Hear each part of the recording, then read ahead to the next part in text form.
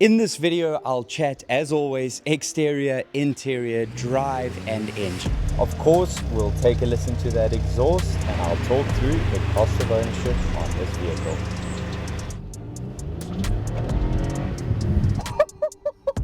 Let's dive right in. The BMW 218i Gran Coupe. First off, for me, I don't know about you, when I see a 118i, 218i, 318i on the road, I have this stigma that you've skimped out and you couldn't afford a genuine BMW 2-liter and so on.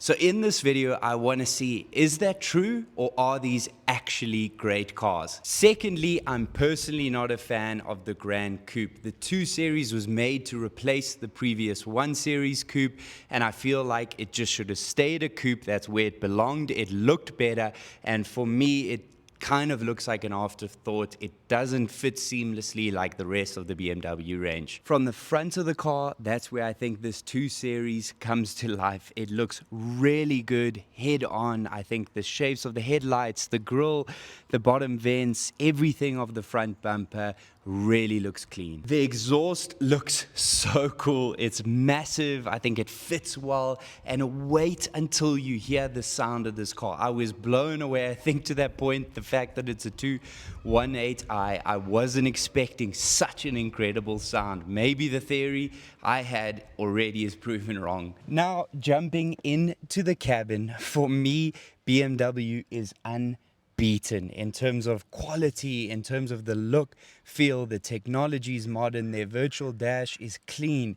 I find a lot of manufacturers, it looks a bit cheap, gimmicky.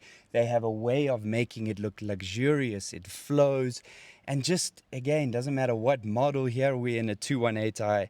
It feels like you've bought the most expensive or top of the range. In the middle, you have this beautiful sweeping... I'm busy here. Hey, go away. Thank you. In the middle, you have this beautifully integrated screen. In front of me, we've got the virtual dash. As I mentioned, looks really good. You've got all physical buttons, which is a huge win. The seats have got this beautiful blue stitching as well as like blue material inserts, and I think, again, just looks so cool. Everything from the pedals to the door handle to the gear selector just looks so good in this car. For me, 10 out of 10 interior. Let's jump into the engine. It's powered by a 3-cylinder turbocharged petrol engine that puts out 103 kilowatts and 220 newton meters of torque. Here's what it sounds like.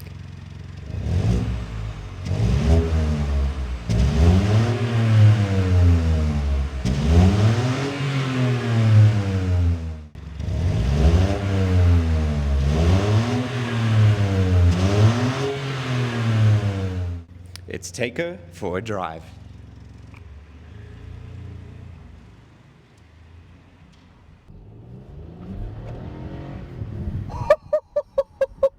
Oh my hat! Already I feel like I'm completely wrong, guys.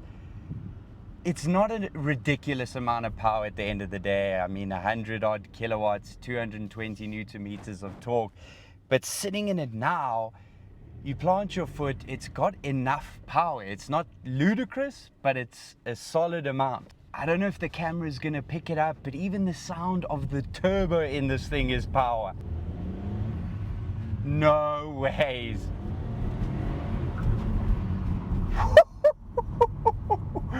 Come on, guys. There is something about the BMW brand for me. It is just flippin' special. The technology, the look, there's a lot of sentimental value for me growing up and family owning these cars, and I think that's partly why it has so much weight, so much pull for me to own one. But overall, they're just great cars, fun, flippin' enjoyable cabins to be in, and the design, barring this, the weird kind of hunchback at the back, they are so cool.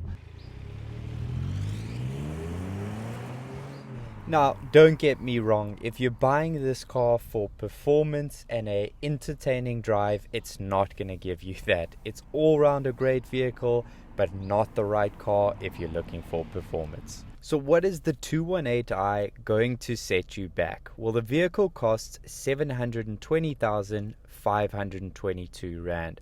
On a finance deal of 72 months with a 12% interest and no deposit, that'll set you back 14,086 Rand per month. Insurance, I did a calculation for myself and it came to 2,170. That with an excess of 5,000.